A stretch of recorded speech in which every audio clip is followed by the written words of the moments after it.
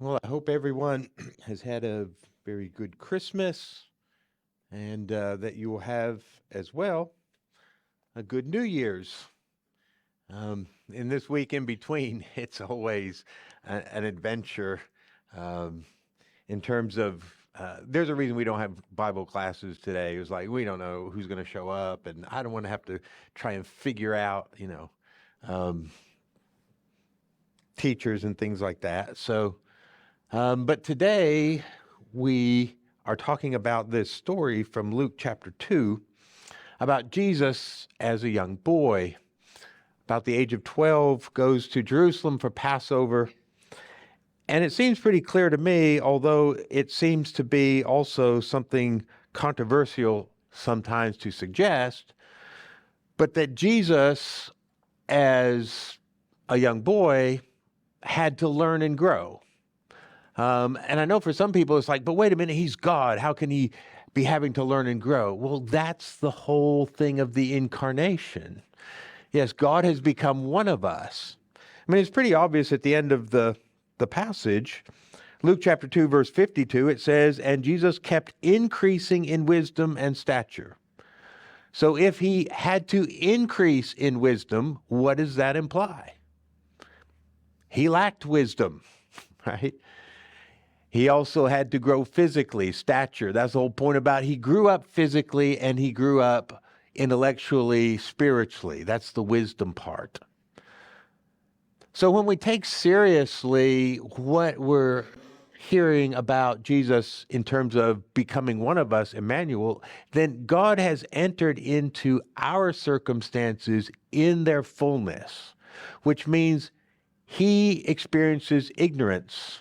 He experiences not knowing and having to learn, the same thing that we have to do. In a lot of ways, this is important to me because years ago, I read this passage from 1 John 2, verse 6. And the passage in 1 John 2, 6 says, "The one who says he abides in him," that's in Jesus, "ought himself to walk in the same manner as he walked." And at the time I read that, it just struck me that it's unfair for God to require me to walk as Jesus walked because I don't have the advantages I imagine Jesus had, right? Because in my imagination, Jesus had all these advantages. I liken it to having cards up his sleeve. Like he's playing a card game, but he's got all the aces and he can just play them whenever he wants. And of course he wins. And so my understanding was, well, Jesus lives this sinless life of devotion to the Father, and I'm being asked to walk as he walked, and I'm thinking, no fair. Give me what he had, all knowledge, all power, all these things, and sure, I'll do it too. But if you don't give me those things, then you can't really ask me to walk as he walked. That was my reasoning. And I don't think it's incorrect. The point was I had to reevaluate the way I imagined Jesus because I thought of Jesus as, well, since Jesus is God, then anything that we attribute to God must have been the reality for Jesus in all of his earthly life, all power, all knowledge, all these things. But that doesn't agree with what the text is telling us. The text is telling us he had to grow. He had to increase in wisdom. So he experienced life as I experienced it because a lot of the things that I do wrong, where I mess up, is I mess up because I'm ignorant. And when I don't know, sometimes I'm a little bit like Abraham. He knows he's been promised to have a son, Isaac, because he can't see it really happening. He gets impatient and decides to do something else instead and has Ishmael with Hagar, Sarah's handmaiden, trying to kind of force the hand of God into the promised child. It's because he can't see what's going to happen, and he, at that moment, stops living by faith and decides he's got to make it happen himself. And I find myself often making those same kind of mistakes is because I get impatient, because I can't see what's going to happen, and because I don't know. And so then I start trying to scheme about how I can make things be what I think they should be, and I mess up. And if Jesus, according to Hebrews 4:15, was tempted in all ways like as we are, well, then he was tempted to go ahead and get out in front of his Father as well and make things happen. It's the very kind of temptations the devil presented him with. Hey, I know the way you can get ahead of this game, right? I know how you can get all the kingdoms of the earth. You just got to bow down to me. In other words, the temptations to take it into your own hands and make it happen. Well, the only reason that's a real temptation for Jesus is because he does not foresee exactly how things are going to work out. Because if he does, then that temptation carries no urgency. It doesn't appeal. You can't tempt me with something when I already know how things are going to work out. I can't be tempted. But it's when I don't know. So I think this story in a lot of ways is key for us to think about Jesus as God with us and God as one of us, entering into our lived experience and deeply understanding what it's like. Now, I also believe that God always understood what it's like to be human, but we didn't think God did. That's the problem. We would have said, well, you don't understand because you're God. So the incarnation to me is not God finding out what it's like to be a human. It's God proving to us that he's always known what it's like to be a human. Let me demonstrate it because I actually become one of you and I'll live within the bounds of your limitations and I'll show you that I do know. So you can't doubt that I know. But sometimes in our imagination, we've made it to where he doesn't know anymore, right? He doesn't know. He's so very different, knowing all things, having all power, and so he really isn't tempted, and he really doesn't experience life as we do. But to me, this story says he does. He absolutely does. He's a boy, and he's growing up, and he's got lots of questions. So verse 46, after 3 days, they found him in the temple, sitting in the midst of the teachers, both listening to them and asking them questions. I think the way that this was presented to me as I heard it was that he was asking them questions to stump all of them, like because he already knew. So he was proposing these questions to these religious scholars, and they were just all dumbfounded. How does this 12-year-old know everything? But I don't think they were kind of those questions. I think they were genuine questions. He's listening and he's asking questions because there's a lot of things he doesn't know. I'd suggest some of those things are, well, what exactly is the Messiah supposed to be and do? I think that's one of his questions. It's a bit of an urgent question for him because his mother's told him, you're that kid, right? That's you. He's heard the story from his mother, and if he trusts that story, then he knows he is somehow this special one from God. So it's a very personal question. Exactly what is the Messiah supposed to do? I've got some questions to ask of you all. And he's listening to their answers. And unfortunately, he's not getting a single answer. There's a variety of opinions. And he's got to wrestle with that. Well, some say I'm supposed to do this, and some say I'm supposed to do that. But he's there, he's asking questions, he's listening. And I think because he has been so diligent in seeking these things out, even at the age of 12, that some of his answers, his own perspectives, they find, well, that's impressive. That's verse 47. And all who heard him were amazed at his understanding and his answers. So he was in a dialogue, asking questions, listening, but then also responding. And sometimes they're like, this kid's a bit precocious. How do you start thinking about these things? he's already starting, I think, to push back on some of the accepted understandings. And they're amazed at some of his responses. But this morning, I also want to talk about this whole idea of being in the Father's house. And I think that can serve as an example of how Jesus questions and thinks about things. At the end of the story, when his parents find him, he has that statement. Verse 49, "Why is it that you were looking for me? Did you not know that I had to be in my Father's house?" Like, you should have known where I would be. And of course, what he seems to be referring to is the temple. This is probably his first time as a 12-year-old. Now, in the tradition of bar mitzvah, now a son of the law, he has been given the opportunity to go to Passover because he's old enough now. And he says, where else would you think I would be except in my Father's house? Talking about the temple.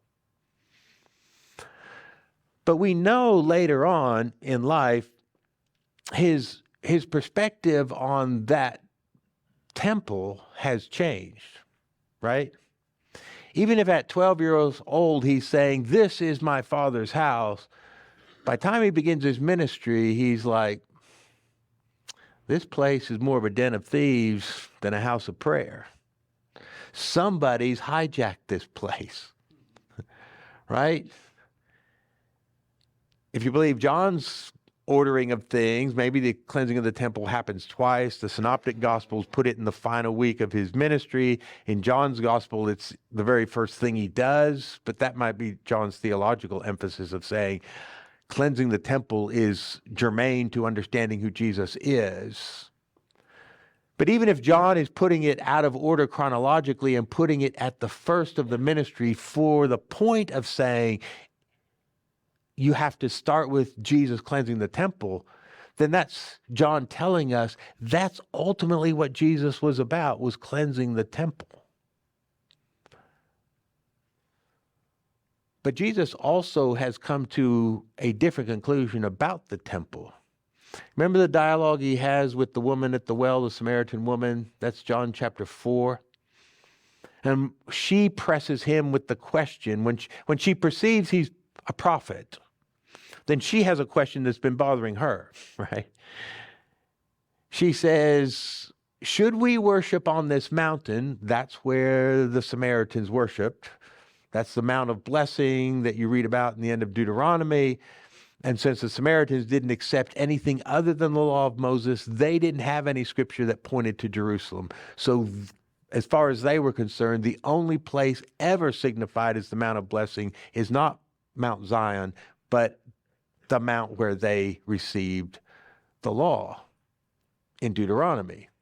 So she asked the question, should we worship on this mountain or in Jerusalem as you Jews say? You remember what Jesus says? Well, the day's coming when it's not going to matter, because God is looking for people who worship him in spirit and in truth. A few weeks ago, we had a text from the Gospel of Luke where Jesus is talking about when his disciples show him the one time when they're in Jerusalem at the temple and they say, look at these massive stones that make up this building, he says. Oh, the day is coming, there's not going to be one left upon another. They're all going to be torn down. So how has his perspective changed on the temple? I think what he's come to realize, that maybe he didn't at 12, but that the building really built by Herod, it's the third temple. The first was built by Solomon. It was destroyed by the Babylonians. The second was built by Ezra. It was later destroyed. Now Herod has built a third. And by the time Jesus is an adult, he realizes that building is not really the temple. The temple, as Paul is going to understand it from the teachings of Jesus, is what we are. We're living stones built together to be this temple of God where he dwells by his Spirit. It's not about a building. And so Jesus, by the time he is in his ministry, it's the building and what goes on there is corrupt. The building will not last. What God is looking for is people who worship in spirit and in truth. So his idea about the temple and the house of his Father has changed. I think the reason that his idea evolved over time was because he asked questions and he continued to listen. And most of all, he listened to his Father through the Spirit. And he learned what is his Father's will and way. So here's the passage I want to center on in terms of just summing up where I think we find the Father's house. This is from 1 John 4:16. It's familiar to us. It says this, "We have come to know and have believed the love which God has for us. God is love, and the one who abides in love abides in God, and God abides in him." When we live in love, we abide in God, and God abides in us. Where's the Father's house? Where does the Father dwell? In the hearts of those who love. And it's a mutual indwelling. Notice that. It's we abide in God, and God abides in us. God becomes our home, and we become the home of God. We become the house of the Father. That's what John is saying.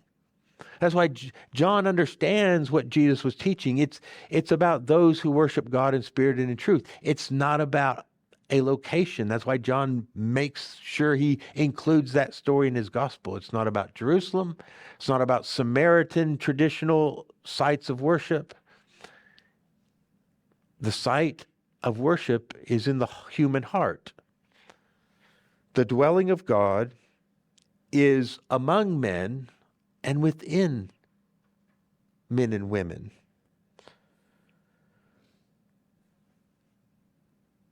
So the picture I chose was just some people kind of at an outdoor cafe because it's the house of God, right? Because it's really anywhere.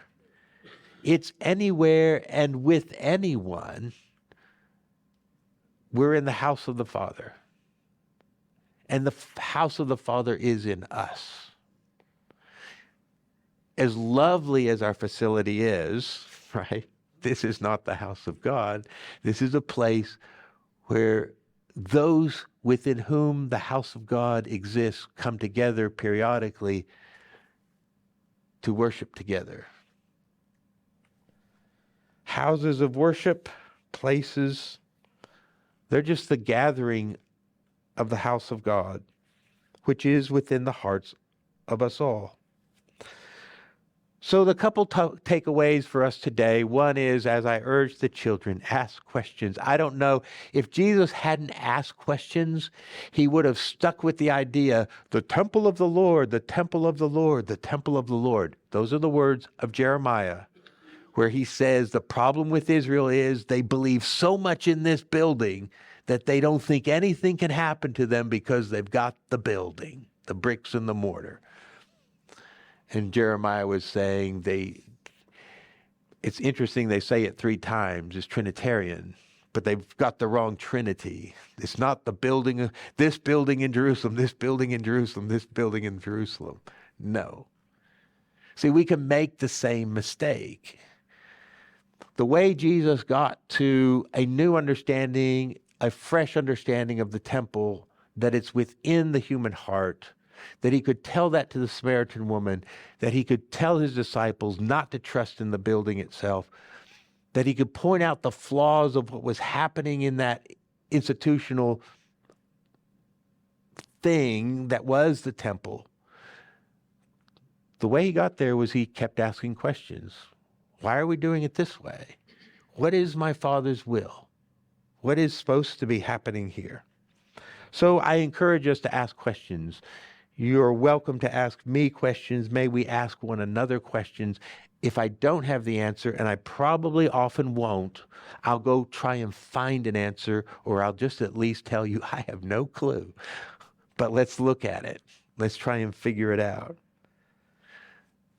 So number one, ask lots of questions. But the second one is to have this sense that we are the dwelling place of God. That in the incarnation, God has come to dwell with us and to dwell in us, to make it so very clear to us that there is actually no great separation between God and those whom he has created. He is not at all reluctant to come and live among us. Despite all of our sinfulness and our horrid actions and attitudes, he is not loath to be with us. In fact, he delights to be with us. And so he has made his home with us. And when we love, even imperfectly, his home is in us. And we become the Father's house.